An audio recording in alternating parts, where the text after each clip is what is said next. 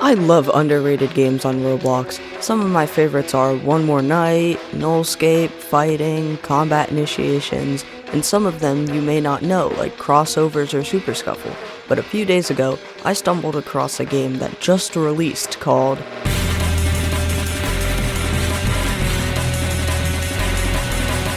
When I tell you this is one of the best games I've played in a while, I mean it. In this video, I'm basically just going to go over the main aspects about this game, kind of like a beginner's guide.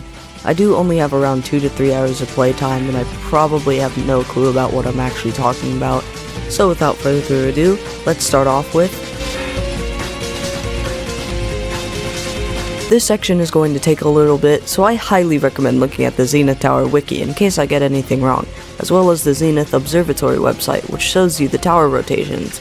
I will have both of these linked into the description in case you want to check them out. When you first join the game, you are greeted by this blue triangle named Bingo, who will ask you if you want to play peaceful or natural mode. The main difference between peaceful and natural is that peaceful has no enemies and natural has enemies. You are able to turn peaceful mode off and on by going into the class tab in the shop and equipping/unequipping the peaceful class.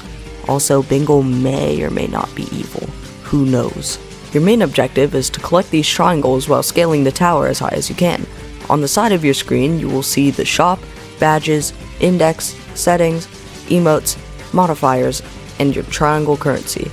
And at the bottom of your screen, you'll see your altitude, walk speed, jump height, health, and any abilities depending on what class you're using. At the top of your screen, it will show you how long until the tower falls and all the different settings that specific tower has. This game does have fall damage, but it's based on how high you fall from, not how fast you fall, so it doesn't really matter if you're going really fast or really slow. You are able to negate fall damage, however, by performing Clutch, which is mainly done by hitting a booster orb or a jump pad right before hitting the ground, or depending on your class, using a certain ability.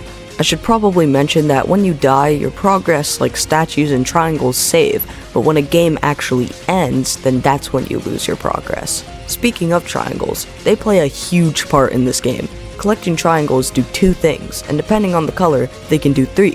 A regular yellow triangle gives you the triangle currency, which I'm just gonna call currency, as well as healing you. Triangles are the main source of healing in this game, by the way.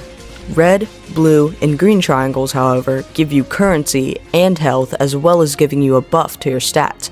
Red gives you max speed, blue gives you max jump height, and green gives you max health. Jump pads are what you expect, just jump pads. If you touch one, it will send you flying in the air, as well as negating all fall damage. Boost orbs, however, have a much better purpose, and are amazing. They are these big orange orbs that, when touched, will send you flying in the air while also giving you 3 air jumps, which are basically just double jumps. The reason why I say they are so good is because you can save up to many air jumps at a time, letting you double jump much more. The final thing I will be talking about in this section is statues, which are buffs that you can collect as you go up the tower. You can have up to 3 per round, and depending on the statue, they can be hollow or not hollow. Hollow statues don't count towards the 3 that you pick up. I'm not going to go too in depth into the statues, as when you play you can look at them yourself in the index, but what I will tell you about next is I'm only going to go over all of the tier 1 enemies because I haven't unlocked the rest, and because they are the most common in the game. Starting us off with the tier 1s, we have Snake. Snake will track the player's movements with a delay. When the player gets close to the snake, the player will start taking tick damage. Every time a new snake spawns, it will just add on to the first existing snake, while also giving it more damage and speed.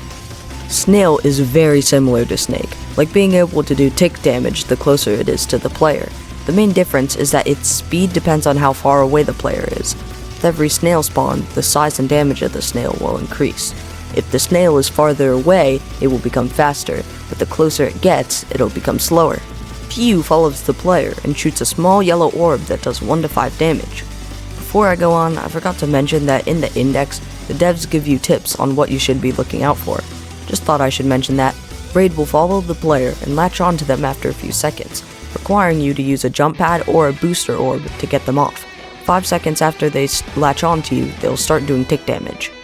Instead of following the player, Cavalry will either randomly jump to the player's position, a random triangle near the player, or spot in front of the player, dealing high AoE damage.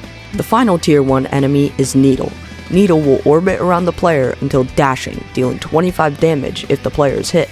These are just some of the enemies that you will encounter, and you will need ways to get around them. For the last section of this video, I'll be talking about what you can buy in this shop. In the shop, you can buy different classes, cosmetics, emotes, and even soundtracks. So starting off with the classes, you can buy easy, medium, hard, and insane classes. There aren't any extreme classes in the game yet. For starting off, I would highly recommend the Angel class. It is really cheap and insanely good. Basically, the wings give you a free air jump, meaning even if you run out of regular jumps, you can still have the one left. You also have the ability to heal yourself and other players for 25 triangles. But yeah, some classes also let you pick up triangles that can be used to cast other abilities, just like Angel. Don't worry, because they don't actually take away any currency from your stats. The last ability is Blessing, which lets you revive once every time you buy it. Holding it down lets you give the closest person next to you the blessing. It starts off at 75 triangles, but then goes up the more you use it. I also recommend Umbrella, but Angel is better in my opinion. For the Angel class or any other classes that lets you use triangles as abilities, every time you die your leftover triangles get saved. For a medium class, I would recommend Warrior. It gives you a sword that lets you bounce off the ground and dash mid-air. Hitting the ground will make the cooldown for it slightly less, letting you chain slashes. The other ability is a shield, which when holding down gives you damage reduction, but if you time it just right, then you can parry attacks just like. In the Cosmetics tab, you can buy trails, animations, followers, and other accessories. The trail that I have on is called Hellbound, and as you can see, it is a fiery trail with chains. Throughout the video, I have been using the whimsical animation and the mini pop follower if you've been paying attention. The only thing I really hate about cosmetics is with everything other than animations, you can only have 2 things equipped at once. For example, you could either have 2 followers or 1 follower and a trail, or you could have 2 trails or 1 trail and an accessory, if you see what I mean. They really should change it to where you can at least have 1 of everything equipped at a time. Emotes are, well, emotes. The Dio and Sukuna emotes are basically the exact same thing, just flipped. Don't waste your money. Finally, we have the music tab, which lets you buy music from other series like. This game has huge potential and I cannot wait to see where it goes. Although there is one thing that they could add, and that would be bosses. I think adding bosses to the game would make it really cool. I just now noticed this when making the script, but when you try to use an air jump while falling, you still take fall damage, which in my opinion, that's just a pretty annoying feature.